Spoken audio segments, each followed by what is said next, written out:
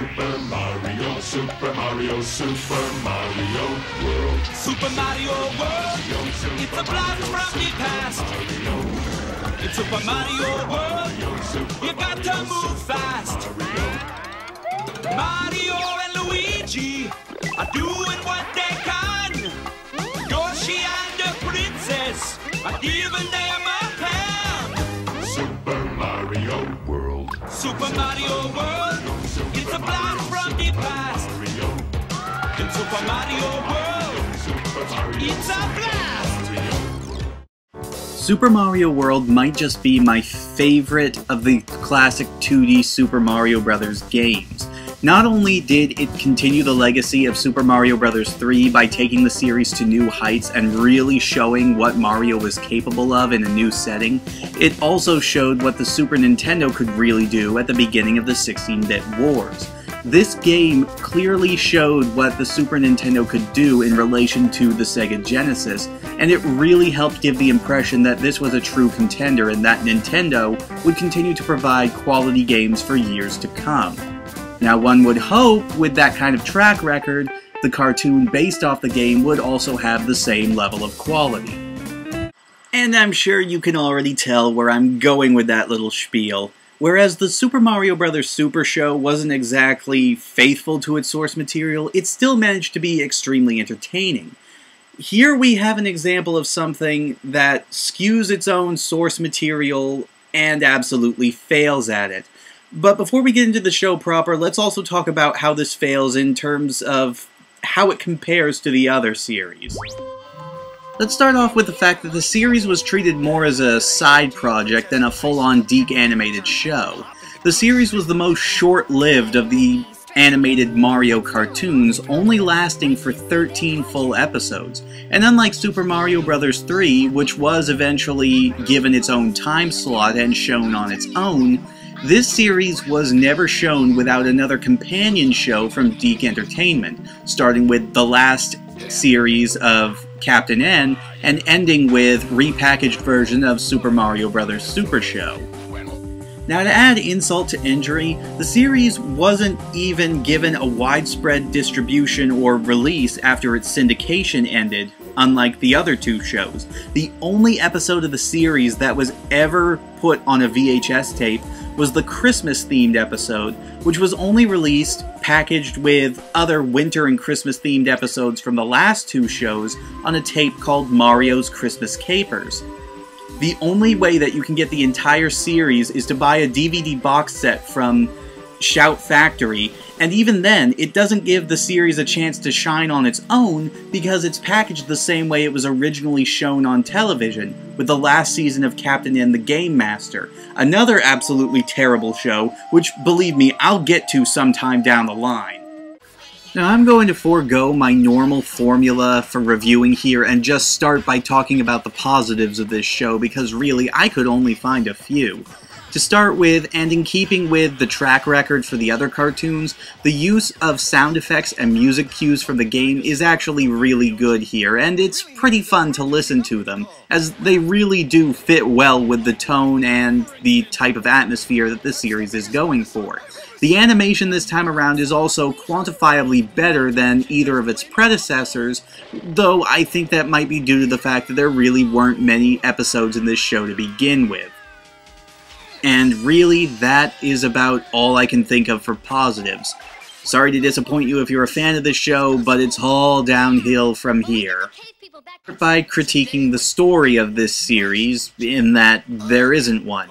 No, I'm serious, there is no overarching plot or story to go on here. This is a purely episodic series from beginning to end. Now, before you call me out and say that the other series were also completely episodic, let's just stop and consider that for a second. The Super Show did have the excuse of using the first game's plot, in that Bowser had already conquered the Mushroom Kingdom, and Mario, Luigi, Toadstool, and Toad were looking for a way to reverse his spell. That was their overarching plot line. In Super Mario Bros. 3, the overarching plot was to stop Bowser from reconquering the Mushroom Kingdom and conquering the real world. And they took full use of that plot line. It was an overarching storyline. In this one, though, they don't even recycle the game's plot, which in and of itself was basically just a rehash of the original game. They don't use anything. We don't even get a token or throwaway line explaining exactly what all of these characters are doing here in Dinosaur Land with all of these cave people. Yes, there are cave people in this series, but I'll get to that in a second. Really, there's no explanation and no backstory to this. The original game at least had the excuse of everybody going on vacation here and Toadstool getting kidnapped, but here we don't even get that. They're all apparently living here, but it's never explained if they went there voluntarily, if they were sent back in time, or if this is sort of a Lost Valley-like area in the Mushroom Kingdom. Because of the lack of an overarching plot, it also means that we don't really have a real villain this time around. I mean, sure, Koopa and all of his Koopalings are still around, and once again, he is voiced by the great Harvey Atkin, but the main problem here is there's nothing for them to do. In this series, they're more like reactive troublemakers rather than villainous conquerors. They aren't trying to take over Dinosaur Land or conquer it or destroy it or anything. They're just sort of there. They don't really do anything malicious or villainous, apart from a few notable instances, but they are few and far between, and most of the time, any trouble that they cause are treated sort of like a B-plot.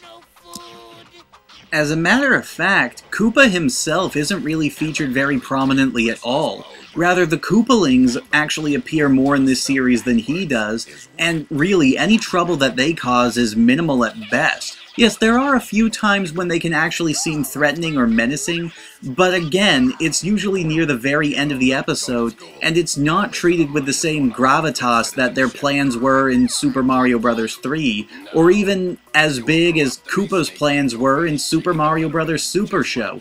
They're just sort of there to be generic antagonists this time. Of course, an excellent trait. No school, understand? Yes, King Dad! Instead, with maybe 2 or 3 exceptions, there are only really 2 types of plots you will see throughout this entire series. The first of which being Mario and Luigi trying to introduce some sort of modern invention or concept to the cave people in an attempt to make their lives easier, but it would most likely end in shenanigans due to the cave people's stupidity, or it would end in some sort of terrible, destructive purpose because the Koopalings had taken the idea and flipped it on its head. Though, once again, we spend more time with Mario and Luigi setting up the idea rather than the Koopalings using it for evil purposes. The only other prominent plot thread that they follow is one involving Yoshi, which, to be fair, is far more interesting most of the time, or far more annoying depending on what kind of mood you're in. Yoshi in this series is portrayed as a very childish character, being just freshly hatched, and he has a multitude of phobias and fears, and many of the episodes focus on him coming to terms with those fears, which is done in the most hackneyed way possible. Honestly, with how generic the characters act, and how much the writing has taken a downturn in this series, I can't help but wonder if they were trying to aim for an even younger demographic than the first 2 series were.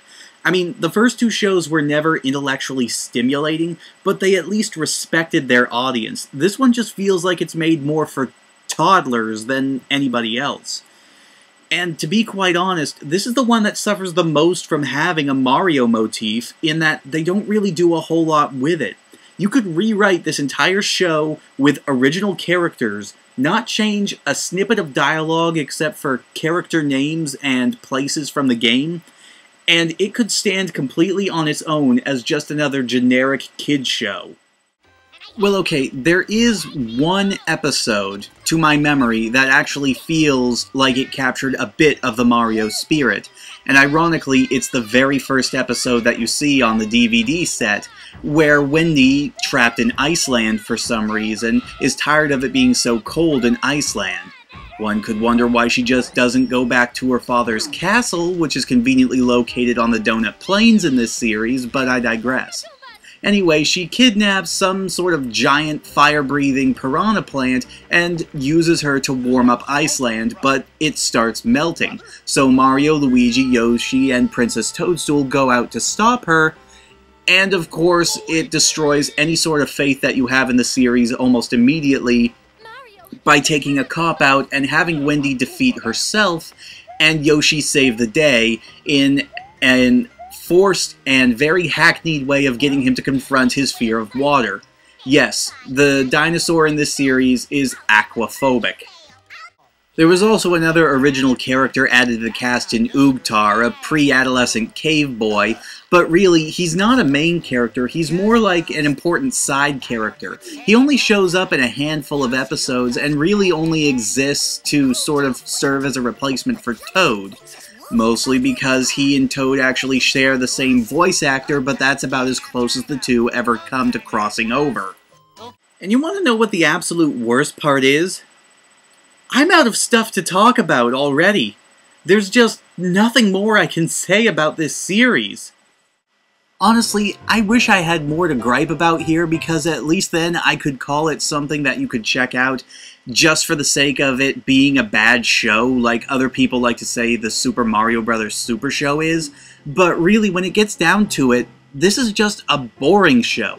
It doesn't take advantage of the fact that it's based off of a Mario game. It doesn't take advantage of the characters that it has. It just doesn't live up to its source material the way that the other two shows did. And yes, I am saying that in terms of living up to the Mario franchise, the Super Mario Bros. Super Show is much better at representing its source material than Super Mario World. What's even worse is that I had actual, real expectations for this. Now, unlike a lot of people who reviewed these shows, I didn't really have a big nostalgic connection to them. I did for Super Mario Bros. 3, I watched that one when I was growing up. But the Super Show I came into while I was in college, and I still think it's a really fun show to watch. Whether or not you think it's just fun to watch ironically is up to you. But this one, I came into it fresh, just a few days after finishing the Super Show, and honestly, I was terribly disappointed by all of it. If you really want to pressure me into giving it some sort of compliment, I will show my hand and at least say, well, it didn't overstay its welcome at least. It had the decency to disappear not long after it started. This was just a depressing way to cap off the trilogy. If you really are curious about this series, do yourself a favor and save yourself the $10 it would cost you to purchase this DVD set, and go and hunt down the series on YouTube. Pretty much all the episodes are available there, and they're all only 15 minutes long each, so really you're only wasting your life. But next time, I think we're going to step away from the animation for a while, and we'll go back to the printed page. So strap in, friends, because next time, we're going to be taking a look at N-Town. I'll see you all then.